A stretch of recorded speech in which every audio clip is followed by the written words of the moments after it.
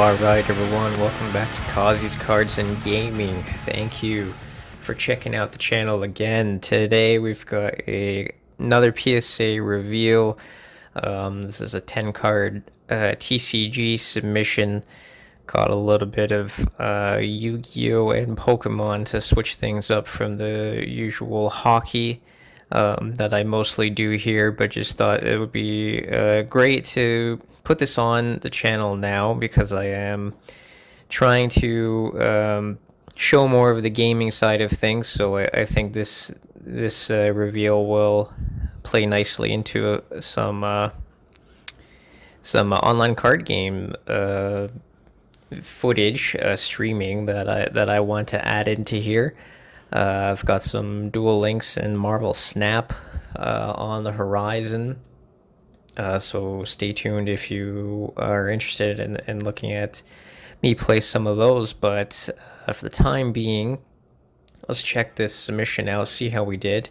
Not too familiar on prices with TCG stuff and what's super valuable or not, and or even how to look over the cards that much. I've done more of that in hockey, so interested to see how this first submission with Yu-Gi-Oh cards in it will do. I have sent a few Pokemon cards in before, but never Yu-Gi-Oh. It's really hard to tell with the Yu-Gi-Oh cards. Just you get all kinds of marks on the back, but let's see what happens here. So first off the bat, what do we got?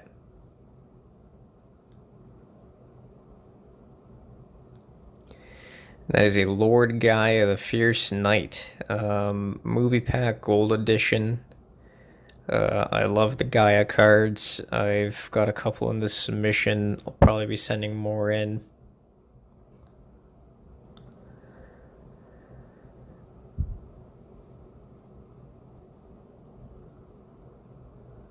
And here we've got a Gaia the Dragon Champion from Legend of Blue Eyes. That gets an 8. Fairly happy with that. Wasn't sure what to expect with these older ones.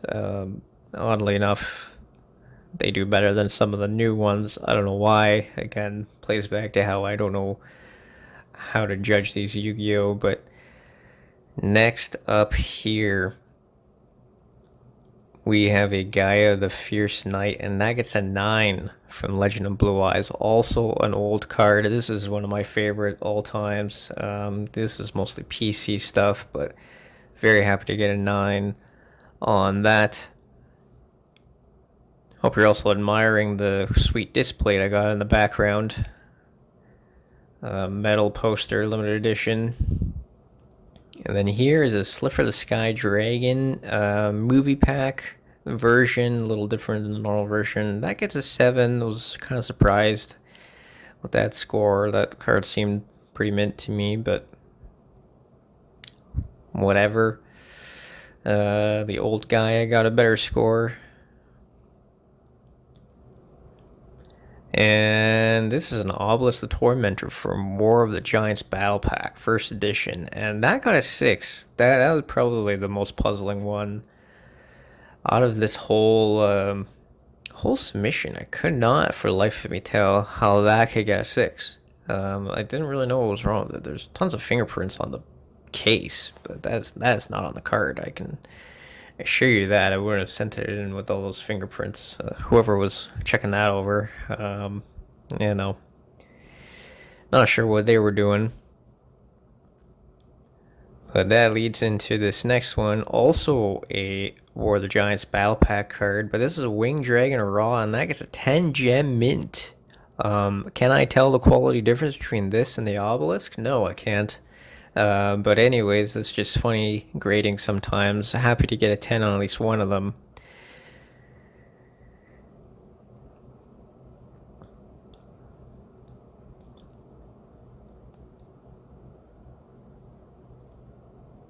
Now here we've got a Blue Eyes White Dragon from Starter Deck Kaiba. That gets a 7. I'm happy enough with that. That's literally a card that me and my brother have had for 20 some odd years, so Getting a 7 there ain't bad. Ain't bad. And then here is a Red Eyes Black Dragon, starter deck Joey. This isn't the first one that I had. I actually had a first edition of this before. Don't know what happened to it, but this was another one I bought at some point, and that got an 8, which is not bad. So that's the end of the Yu-Gi-Oh for this. Last two will be Pokemon. These ones aren't mine, but this is Espeon full art, Espeon V full art, and that gets a 10 gem mint. Nice card there. And lastly, this was one of the bigger cards from that set, as I understand, and that is a Leafeon VMAX. Also full art, and that gets another 10 gem mint, so we did good on the Pokemon. I seem to have a good eye for sending in the Pokemon, even though I have no idea about how good those cards are, but hey, whatever, we'll take it. Here's those starter deck monsters, a 7 and an 8 on Blue Eyes and Red Eyes. Those are just PC cards, but happy with those. Really just want to get them slabbed for protection for the most part. I'm gonna throw those back on the stand there. Kind of hard to reach with over the camera stand, but those look sweet on the backdrop of the poster. Here's two War of the Giants cards. What also puzzles me with this is how they label them different. You see the War of the Giants, BP02, and then Battle Pack 2. They're on different spots in the card. It kind of tells me that two different people graded these, which might also explain the discrepancy in the grade. You know, one being a 10, the other being a 6. I'm not saying, you know, you deserve a 10 on every card, but like, come on, a 6, that just didn't seem to make any sense. That was, I think, the worst grade I got in that bunch for a fairly mint card. But anyways, here's the Gaia, which got a 9. You know, that's also a 20-plus-year-old card. But it got a 9, and then the Slifer got a 7. You know, don't know. It's kind of odd. It's gonna take a while to get used to this Yu-Gi-Oh grading, or maybe it's just some inconsistencies from the graders. But anyways, then here's the other two Gaias, which got 8. I'm happy with those. You know, fine by me. Again, that's just to slab them up for protection. But anyway, there you have it. There's my 10 card TCG PSA review. Hope you enjoyed that. If you did, leave a thumbs up.